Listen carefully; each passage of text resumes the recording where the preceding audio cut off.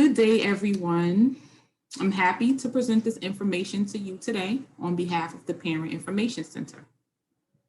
My name is Letitia Clark, the Transition Coordinator at PIC, and today's presentation will be on what is transition?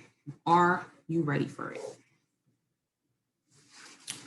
So brief housekeeping, everyone will be muted today for purposes of time.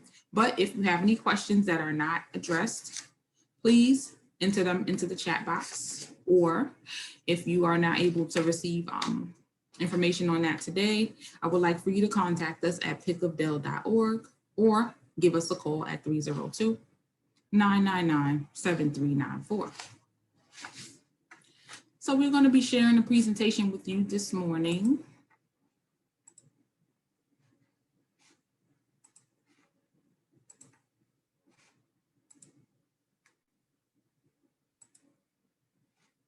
And again, this presentation is what is transition? Are we ready for it?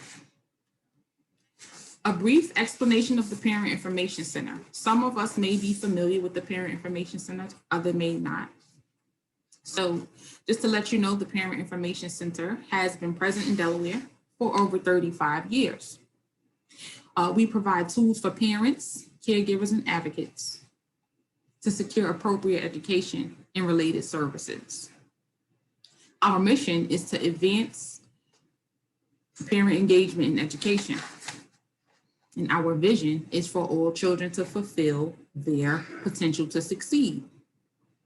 We do so through one-on-one consultations, learning opportunities like today's presentation, online resources, community outreach, and systems advocacy.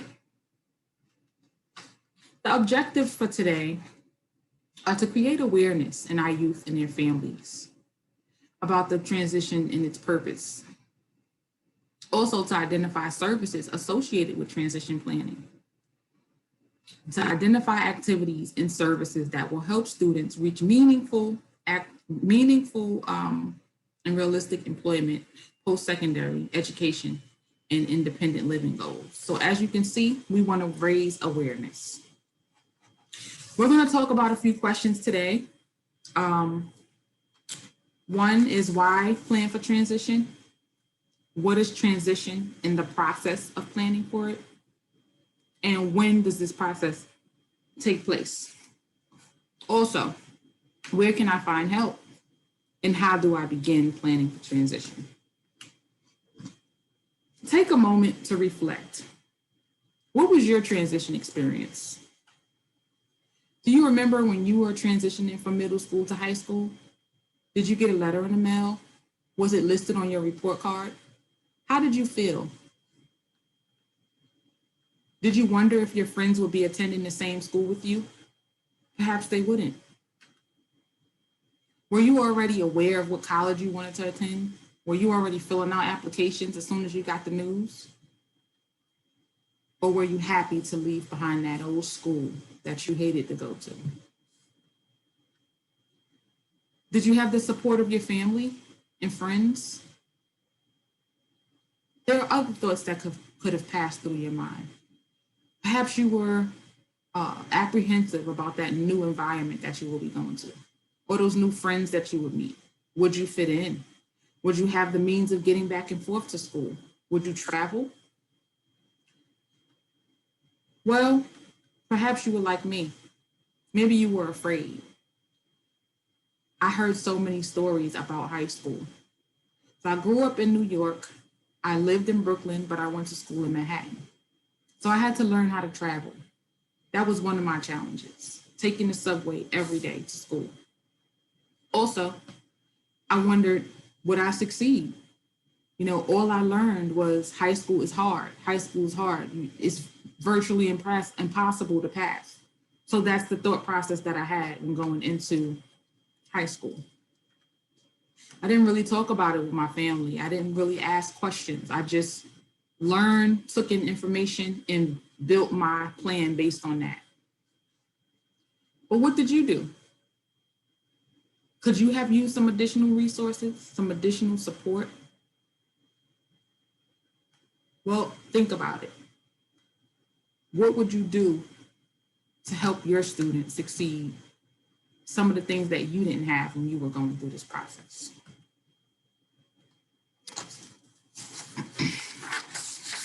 So, what is transition? It's a time of change. These times are difficult for all of us, but if we have planning and resources ahead of time, it can improve your experience. Transition is the process of planning and implementing services. The purpose is to facilitate a student's move from high school to post-high school activities. Youth, parents, and their IEP team, they identify goals and services that can help prepare that youth for life after high school. Now, some of these areas of planning are post-secondary training, post-secondary education, employment, and independent living. What's associated with post-secondary training? Well, have you thought about vocational skills and job interview skills? What about post-secondary education? That can include university or community college programs, financial aid, housing, and other relevant accommodations. What about employment? First thing we think about in employment is getting a job. But in order to maintain a job, there are other skills necessary, perhaps hands-on experience or soft skills, and independent living. These can include such things as personal care, health care, living arrangements, financial services, transportation, community activities, friendships, and support. Start to adapt the idea that transition is not a one-time event. It's an ongoing process. Well, why should we plan for transition? Well, for one, it's a crucial building block to help students prepare for life after high school. You know, I like the saying, if you fail to plan, you're planning to fail. So we want to plan. Planning is a really important part of life. But in addition to that, transition planning is the law. What does the law say about transition planning? Well,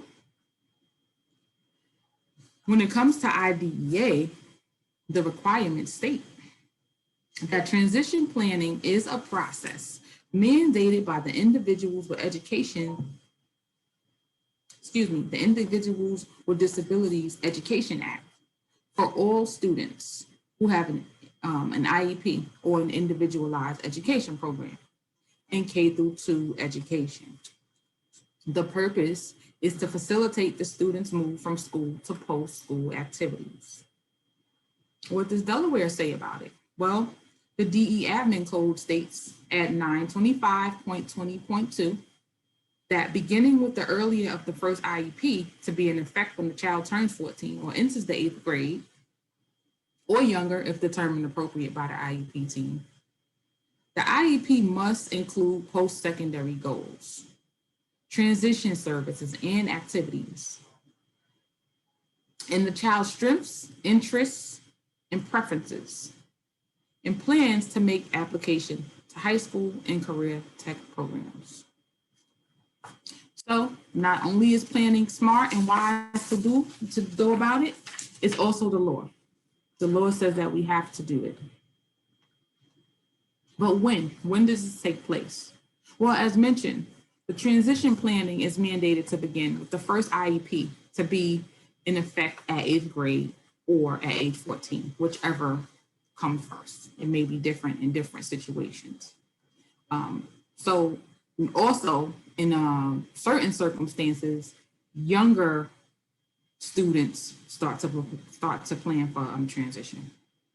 It depends on the unique needs of the student. But keep in mind, as a parent or caregiver, as well as students, it's never too early to begin asking questions, planning, and researching your options. One of the main skills involved in transition planning that will help students along this journey is self-advocacy, which we will talk about further along in the presentation. Some of the required transition content include appropriate, measurable post-secondary goals based on age, appropriate transition assessments. And these goals must be clear, ambitious, and realistic statements of what the student will achieve. Transition services, including courses of study that are needed to assist the student in reaching these goals. Keep in mind when planning for transition with your student that each individual is unique. Their journey will be unique. There is no prefabricated IEP transition plan. Every student has a unique experience.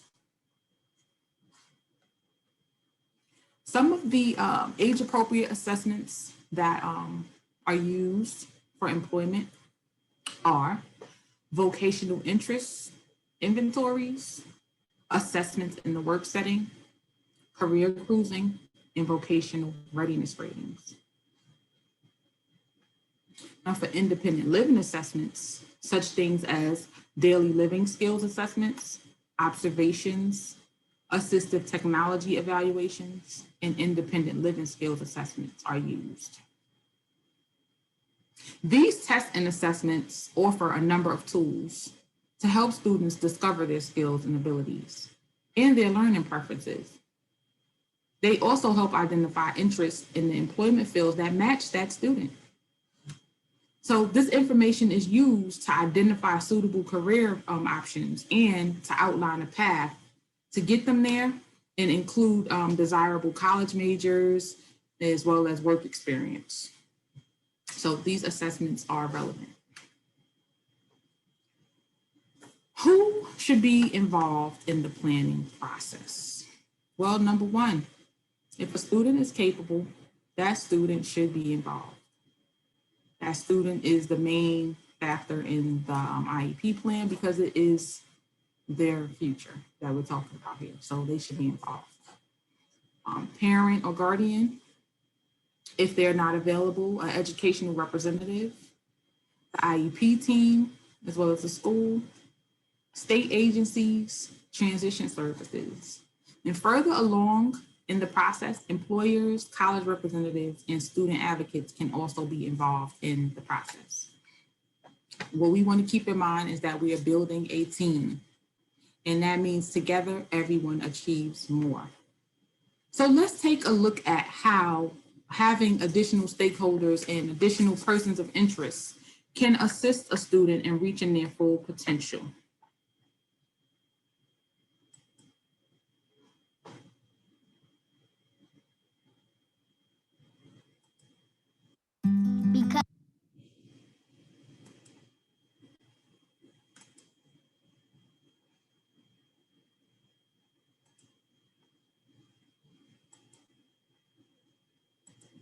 Because my parents told me I have to be responsible. Because my first coach told me, you can do this. Because my teacher helped me see the choices. Because my coach treated me like everybody else. Because my boss showed me how to do a good job. Because a mentor believed in my potential. Is why I am where I am today. I'm swimming faster than I ever dreamed I could. I discovered that I could work as an artist. I led my high school team to 2 championships.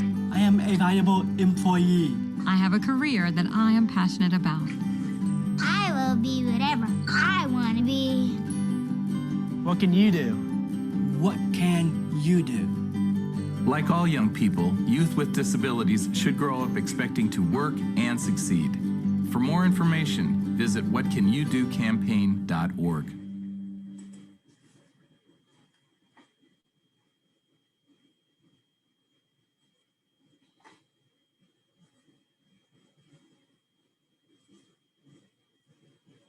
So that video helps us to really examine the importance of having a team. Anyone who has a student's best interest at heart can be orchestrative in helping that student reach their full potential. So we want to make sure that we build these relationships and keep our students engaged. The school has some responsibilities in planning for transition. They help identify activities and strategies. They also invite the appropriate agencies or representatives. So, for instance, the Division of Vocational Rehabilitation, or DVR, are invited to IEP meetings at the appropriate time. And the school also coordinates the process. Keep in mind, though, that agencies are invited to the meetings closer to the 11th grade. So it's not the beginning of the process that you will see DVR involved or one of those agencies involved. But for more specifics on DVR, we have a DVR webinar. So take a look at that if you have more questions on our website at pickupdale.org. This video explains supported employment and the DVR services available. So next question is, where can I find help? Well, begin with your child's school. Express your educational concerns during IEP meetings and teacher conferences. Talk to the educational diagnostician or special education director. Ask questions and express your concerns. This is an important step in receiving the information that's vital for success. Do you know where to get this information? Maybe you have questions, but you forget when you get to the IEP meetings or the conferences. Well, prepare for these meetings. Write down your questions. Do you have questions about your child's progress, their assessments, their needs? Perhaps you can create a log or a notebook that you have, a file that you have for your child, so that you can keep up with their information. You can keep current with their questions and the things that you're concerned about. And stay in the loop. Subscribe to pickupdale.org. Like us on Facebook. Follow us on Instagram and Twitter. We are regularly posting up-to-date events, community resources, and webinars like this one today to help you to establish those resources that you need. Also, network with other parents in your community. Do you know other parents in your community who are in like situations like yourself? Perhaps they have information on some of the resources. Perhaps you've shared information previously. Keep contact with them and share what you know as well. And also, use the resources available in your community. These resources are here and available for you. As we go through our presentation, we will share some resources that you can utilize that are available for you. So you ask yourself, how do I begin planning for this? How does this all start? Well, one basic rule of thumb is that self-advocacy is one of the most important skills for our children. It helps them feel included, it helps them feel empowered. It alleviates some of the frustration of not being understood when trying to achieve their education goals. So I want to share a brief video with you describing how self-advocacy has assisted some students in being involved in their process.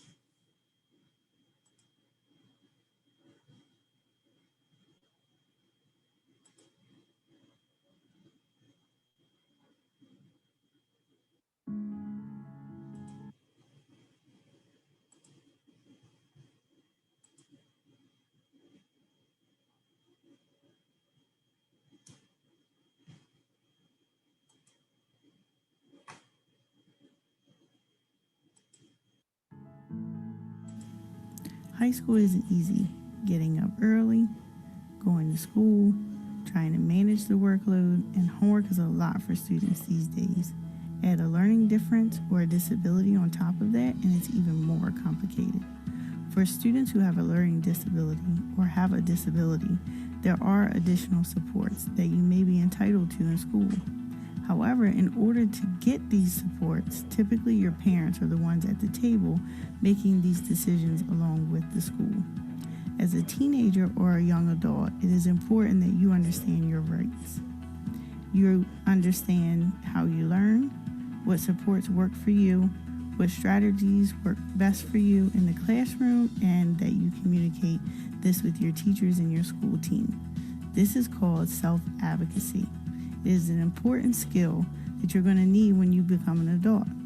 Let's listen to some teens who share their experiences in school as a student with a disability and how self-advocacy has helped them. My name is Sage. Kim. I'm in 11th grade. No. Second. I have an IEP. And I'm Bipolar, along with ODD, ADHD, and dyslexia. dyslexia and ADHD. It's hard. It really depended on the accommodation. With some of the easier stuff, like just getting help to read things, that was a lot easier. Really, just in the IOP meetings, I had to just talk to the teachers about it, and then they would write it down. With other things like being in the right classrooms to complete my pathway, that was a bit more difficult. I believe so, yes. Yes, it is.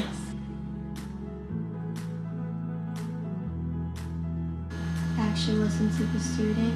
I feel like they should make it their classes a bit more open. Actually try their best.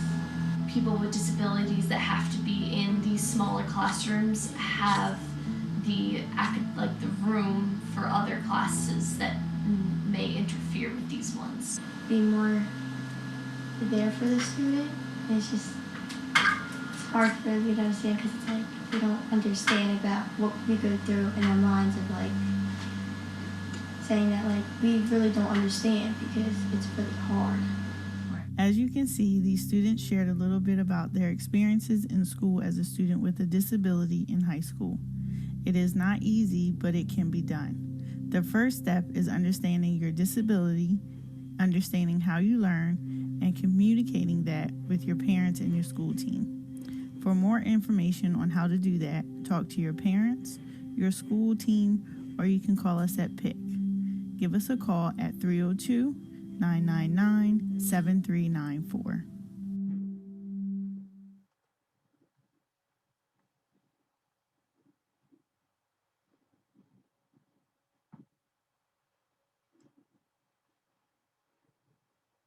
And so we can see from that video that self-advocacy is a very important skill for our students. Excuse me, they need to feel empowered. They need to feel like they have a voice in their educational process. And so we want to make sure that we start teaching them the skill. You don't have to wait. Don't wait. You can teach them these skills now. Letting your child perform certain tasks is really a good starting point for teaching self-advocacy. You can give them responsibilities that are appropriate for their age. This will help to build that foundation in them. Encourage them to attend and to participate in the IEP meetings. Perhaps you don't feel like your child can sit through an entire IEP meeting, or that it may not be appropriate for them to be in the entire IEP meeting, but you can have them to participate in a portion of it. Also, talk about goals with your child. Perhaps you can talk about these goals as a family. Your family is the gateway for your child. Your family is more familiar with your child than anyone else. So talk about these goals and be assured that they're realistic outcomes, that they're realistic goals. Share these things with individuals who know your child and who care about your child, have their best interests at heart. And continue to build relationships, because what we want to do is create a community. Transition is an ongoing process. You and your student need a community to be successful. So we want to make sure that you have the best outcome, and best outcomes result from community involvement and family involvement. So continue to build those relationships. Some other areas that you can research when considering transition planning: supplemental Social Security income, special needs trusts, guardianship and alternatives, and supported decision-making. These areas will be provided in our resources page. So take a look at that page when we get to it. What are some other questions you can consider when planning for transition? Well, what are the strengths that will support your student in the area of post-secondary education, training, independent living, and employment? What are the concerns that you may have or your student have relating to these areas? Has your student voiced some concerns in reference to these areas? Do you have some specific concerns? Well, write them down, research them, revisit them, explore solutions to these questions. And another good question is, what courses should my student take, and what experience should my student have to help them to achieve their goals? Even up into graduation, what do they need to have under their belt in order to reach these goals? What classes do they need? What experiences do they need? So consider these questions. In conclusion, let's ask ourselves, do I feel better prepared? Am I ready for transition? Well, I want to take a look at one more video that will summarize transition for us. And let's see if we have a good understanding of what transition entails.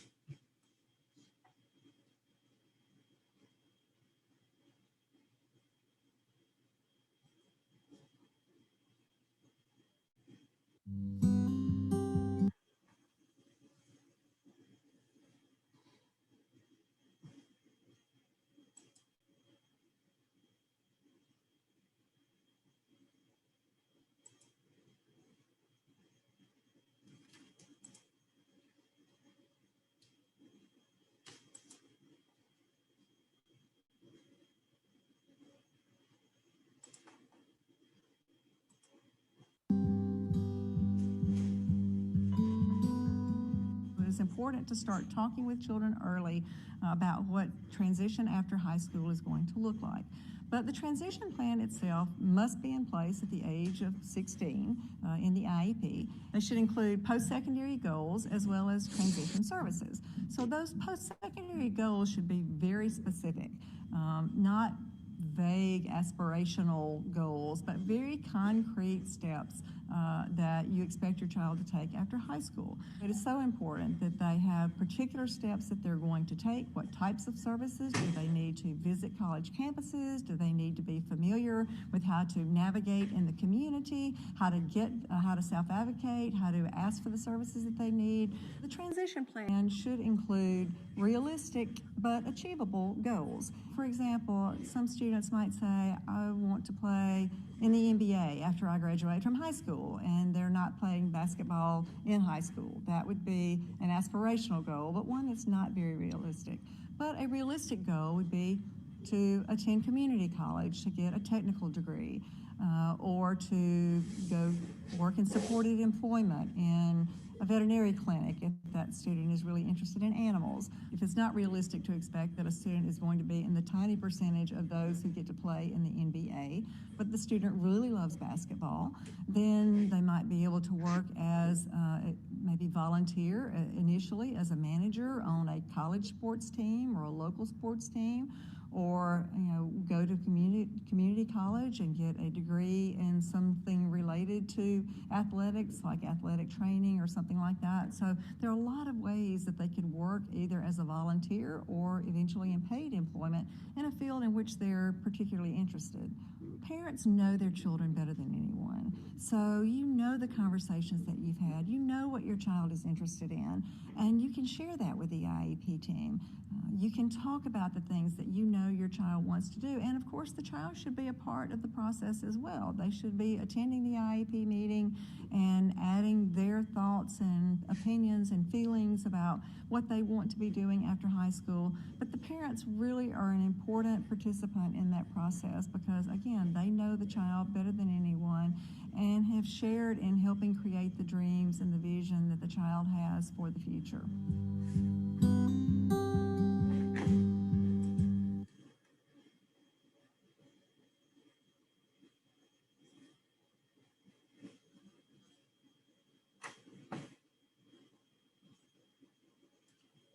So again, are you ready for transition?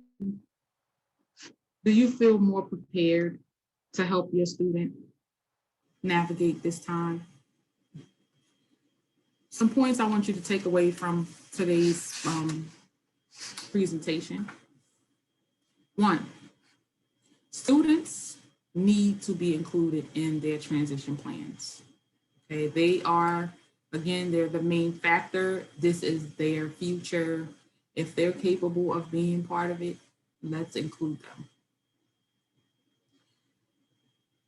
Transition planning is a student's roadmap from high school to post-high school activities. So when you think of a roadmap, do you drive? Do you like to go into areas that you're not familiar with without a GPS or without some type of form of direction? We don't like that. So we don't want to send our students out without a roadmap into the world.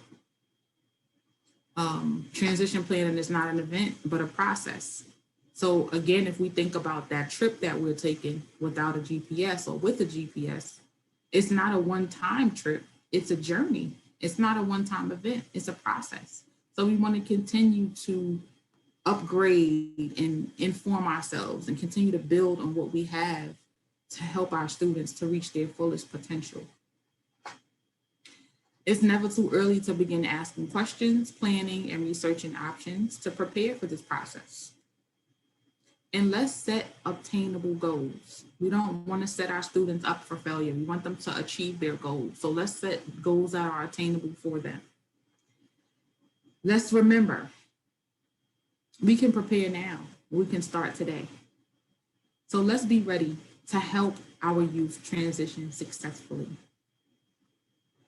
Some of the resources that we want to provide to you today are the Parent Information Center, the Delaware Disability Hub, Office of Public Guardian, National Secondary Transition Technical Assistance Center, Division of Vocational Rehabilitation through the Department of Labor, also known as DVR. I'm Determined, the Delaware Division of Disability Services, DART Paratransit Travel Training, Non-Driver's Identification Card through the DMV, and the Center for Disability Studies at the University of Delaware.